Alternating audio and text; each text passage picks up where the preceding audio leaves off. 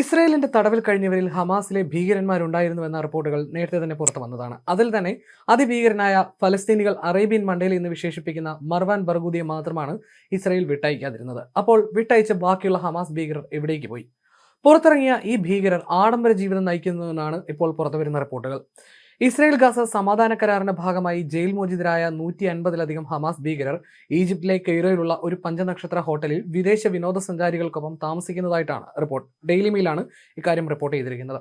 ട്രംപിന്റെ 20-ദിന സമാധാന കരാറിന്റെ ഭാഗമായി ജീവപര്യന്ത തടവ് ശിക്ഷ അനുഭവിച്ചു വന്ന ഭൂരിഭാഗം ഭീകരരെയും ഇസ്രായേൽ മോചിപ്പിച്ചിട്ടുണ്ട്.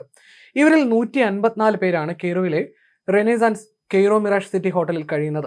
ഈ ഹോട്ടലിൽ വിദേശ വിനോദസഞ്ചാരികൾ ഉൾപ്പെടെയുള്ളവർ സാധാരണ പോലെ താമസിക്കുന്നുണ്ട്.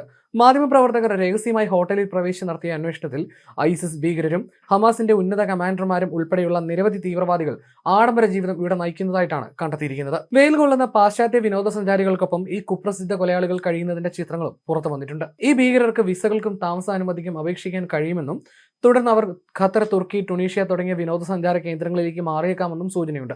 ഇവരെ പ്രാദേശിക സുരക്ഷാ ഏജൻസികൾ നിരീക്ഷിക്കുമെങ്കിലും ഇവരുടെ നീക്കങ്ങൾ ആഗോള സുരക്ഷയ്ക്ക് ഭീഷണിയാകുമെന്ന് വിദഗ്ധർ മുന്നറിയിപ്പ് നൽകുന്നുണ്ട്.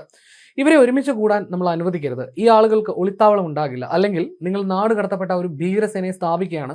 അത് ഹിസ്ബുള്ള 2.0 ആയിരിക്കുമെന്ന് ഗൈസി എന്നറിയപ്പെടുന്ന ഒരു മുൻ ഇസ്രയേലി ഇന്റലിജൻസ് ഓഫീസർ മുന്നറിയിപ്പ് നൽകുന്നു. ഈ രാജ്യങ്ങളിൽ അവരുടെ നീക്കങ്ങൾക്ക് നിയന്ത്രണങ്ങളൊന്നുമില്ലെന്നും അദ്ദേഹം കൂട്ടിച്ചേർത്തു. ഇവർ നമ്മുടെ ശത്രുക്കളാണ്. ബ്രിട്ടീഷ് സൈനികരുടെ തല വെട്ടാൻ ഇവർ മടിക്കില്ലെന്ന് ബക്കിംഗ്ഹാം യൂണിവേഴ്സിറ്റി പ്രൊഫസർ ആന്റണി ഗ്ലിസ് പറയുന്നു. ഇവരുടെ ഒത്തുചേരൽ ഒരു പുതിയ ഭീകരവാദ ഭീഷണിയുടെ സൂചനയാണെന്നും അദ്ദേഹം കൂട്ടിച്ചേർത്തു. ഈ സംഭവ വികാസങ്ങൾ സമാധാന കരാറിന്റെ സുരക്ഷാപരമായ വശങ്ങളെക്കുറിച്ചും പുതിയ ചോദ്യങ്ങൾ ഉയർത്തുന്നു. അവർക്ക് സ്വതന്ത്രമായി നടക്കാം, അവർക്ക് യൂറോപ്പിലേക്ക് പോകാം, അവരെ പിന്തുണയ്ക്കുന്നവരിൽ നിന്ന് സംഭാവനകൾ സ്വീകരിക്കാം, ഇതിനകം തന്നെ അവരോട് അനുഭവം പുലർത്തുന്നവരിൽ നിന്ന് പിന്തുണ തേടാം. ഈ ഭീകരർ തുർക്കിയിലോ ഖത്തറിലോ എത്തുമ്പോൾ ആദ്യം ചെയ്യുന്നത് ഗസയിലെയും വെസ്റ്റ് ബാങ്കിലെയും അവരുടെ കൂട്ടാളികളെ ബന്ധപ്പെടുകയും പണം അയക്കുകയും അവരുടെ ശൃംഖലകൾ പുനഃസ്ഥാപിക്കുകയും ചെയ്യുക എന്നതാണ്. അവർ വേഗത്തിൽ പുനഃസംഘടിപ്പിക്കുകയും പുതിയ ഭീകര സെല്ലുകൾ രൂപീകരിക്കുകയും ചെയ്യുമെന്ന് അദ്ദേഹം മുന്നറിയിപ്പ് നൽകുന്നു.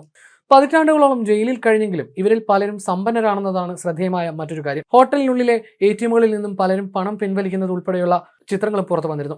ഇസ്രയേലികൾക്കെതിരെ ഭീകരാക്രമണം നടത്തുന്ന ആളുകൾക്ക് ജയിലിൽ ചെലവഴിക്കുന്ന ഓരോ വർഷവും 33,000 പൗണ്ട് വരെ ലഭിക്കുമായിരുന്നു. ചിലർ ആറൊക്കെ സമ്പത്ത് സമ്പാദിച്ചിട്ടുണ്ടെന്ന് ഫലസ്തീൻ മീഡിയ വാച്ചിന്റെ റിപ്പോർട്ടിൽ പറയുന്നു. അതേസമയം ഇവരുടെ ഈ ആഡംബര ഹോട്ടലിലെ താമസത്തിന് ആരാണ് പണം നൽകിയിരിക്കുന്നത് എന്ന കാര്യത്തിലും വ്യക്തതയില്ല.